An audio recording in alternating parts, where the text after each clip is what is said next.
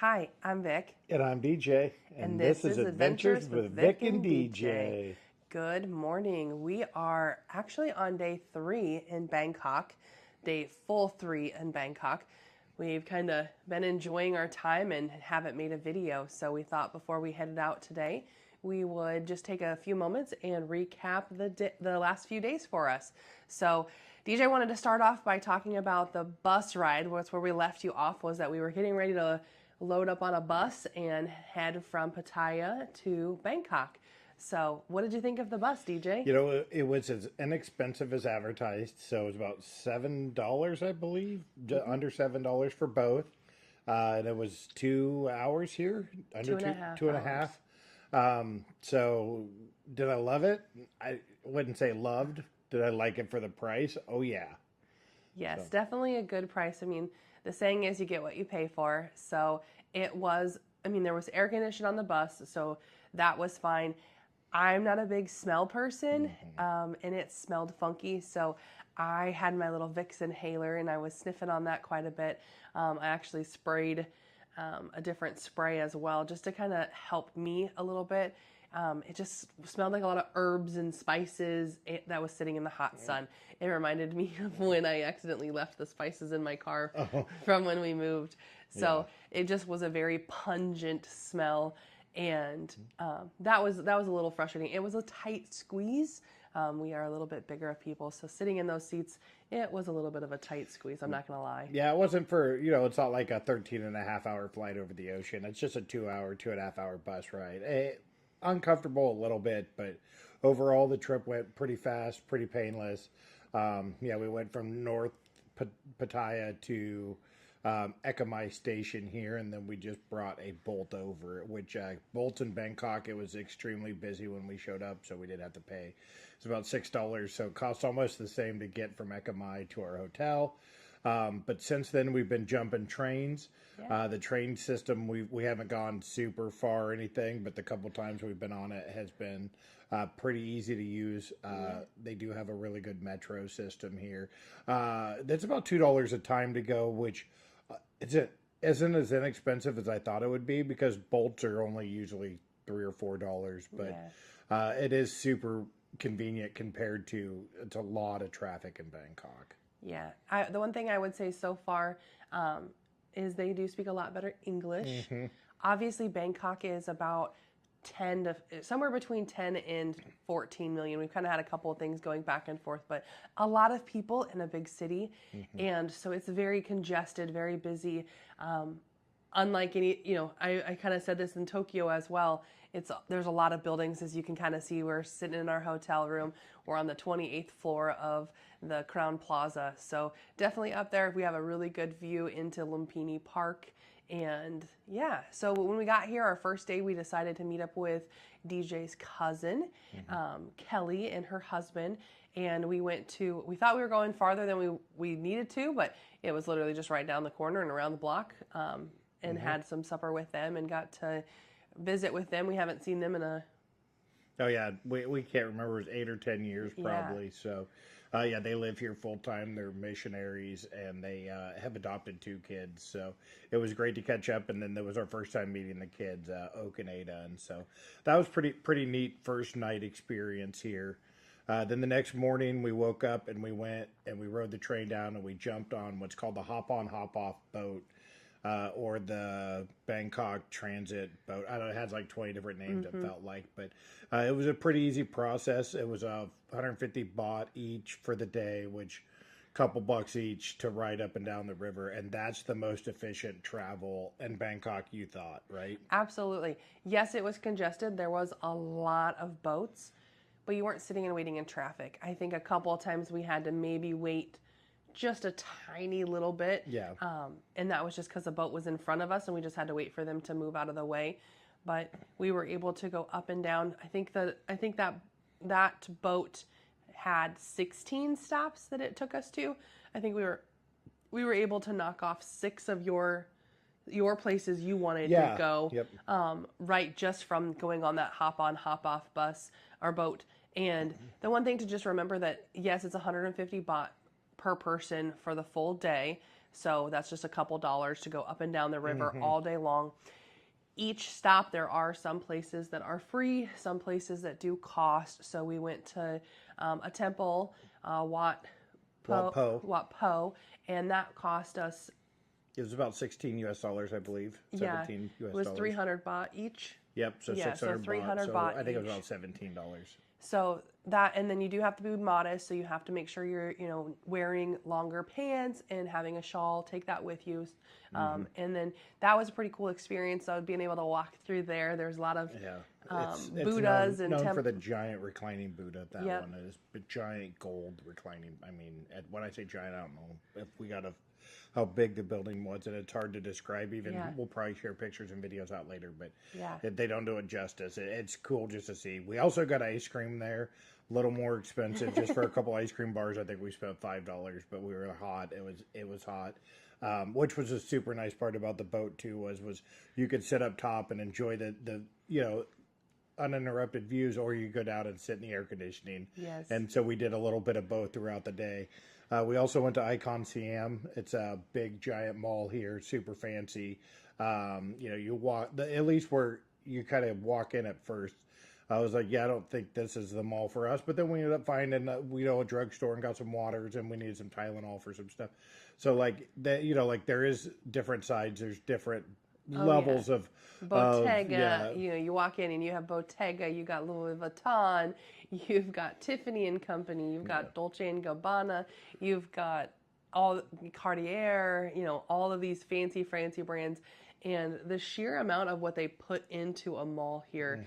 You think of malls back home in the States, and it's just plain Jane. They don't go really fancy. This little cafe that we walked into had 20-foot pieces of wood that were like live edge trees, and it was just immaculate. The ceiling was immaculate.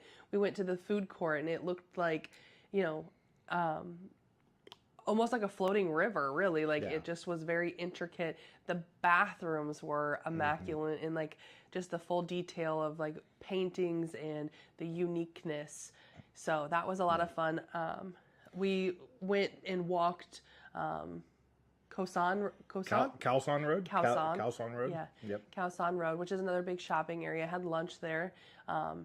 So a funny thing did happen while we were having lunch, and so we heard a loud noise, and we looked out front, and there was a car that had been there, and it apparently smashed into a pylon. And the road, they kind of had these pylons they could pull up to make it a walking street, and the car, just one random one was up, and the car piled right into it, and the cops came out, and as soon as they pulled up, the bar owner, she ran out with a case of beer and put it in his passenger seat, and he pulled out and left. So if he was there to make a police report, I don't believe it happened. No. So it's we're not judging their culture and how they do things. In fact, I'm a huge fan of it, if we're all being honest, but it's definitely a huge shock from what you would see in the States. If somebody hit something in front of a local bar in small town Iowa, the cops would not take a case of beer and leave.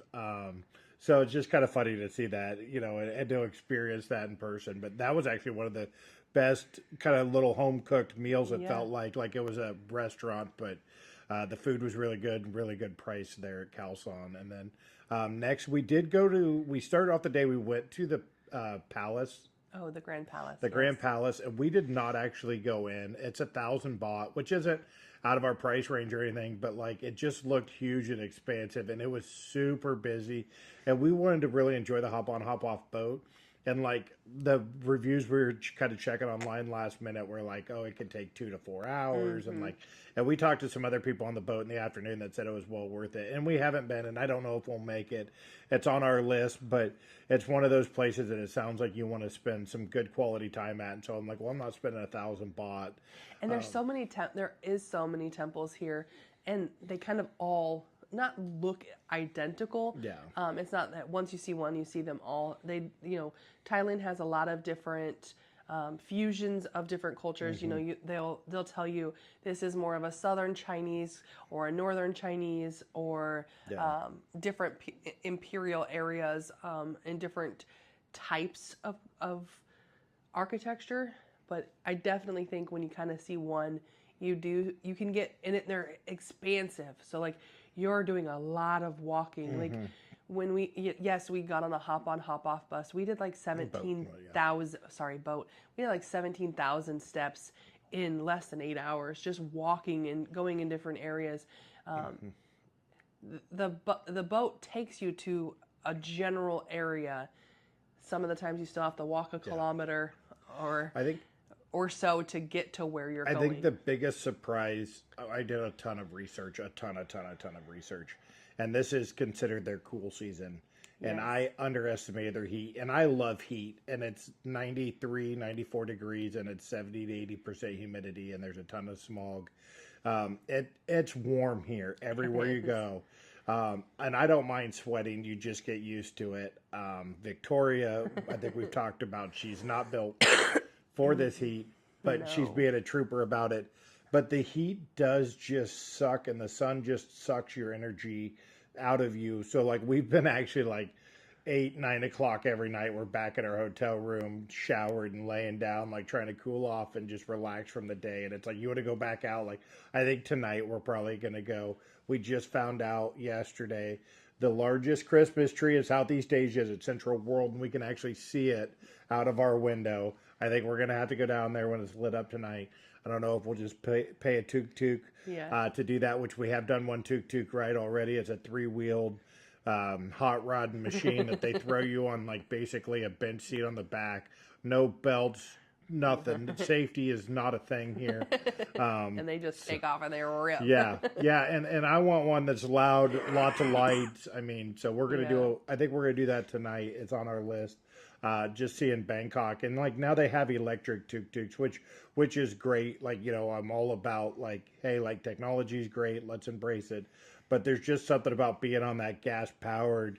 I don't know if they're V8s in those things, but they drive like they are. I mean, when I say traffic is rough, they find a hole and they hit it. They go on the other side. They don't care if they're going the wrong way. But it's just a different, crazy way to experience Bangkok. And so, you know, it's just part of the, you know, it's almost like the tourists are keeping that alive. Yeah. But they're fun. The only problem I have with the tuk-tuks they are to a point where you can't walk by one without being hassled. And then when you do want to go somewhere, they're trying to sell you other, like, oh, do you want to go to the floating market? Oh, you want to go to where the market with the train is, where you have to watch out for the train. Like, I'm like, hey, I'm not the type of person that should be anywhere I have to pay attention, because this is a crazy enough city that I'm, you know, don't want to get run over in. But I don't want to be going to a market that's on train tracks. That just sounds like they say it goes slow and you couldn't get hit, but you know, I don't know. Anyway, it's more of a tourist thing, but and not only are they going to try to sell you tickets, they're going to get you the most expensive trip you would ever take to that. So, I mean, I'm not saying that. I mean, I know they're just trying to make a living. It's almost annoying. It's a little bit of a downside that we've noticed here. Pattaya, there was definitely people pushing stuff, but like here more so, like just down the corner from our hotel. And it's turned into just kind of a joke with them, and they laugh and stuff, but like they are, you know, you can't walk by a tuk-tuk without him trying to show you some flashcards with places to go on them and throwing out prices. And so. Yeah. I would definitely say that that's been not my forte. I don't like the pushiness of things. DJ doesn't mind it. He engages with everybody, and I try to not engage. So that's just my kind of thing. So, okay, we've done hop on, hop off boat. We did dinner. So then yesterday, we spent the day with Stephen and Kelly. So we hopped on the train and went over to their place. They are 7 stops away from us on the train. So that was a short, 20-minute ride maybe on the train, not even.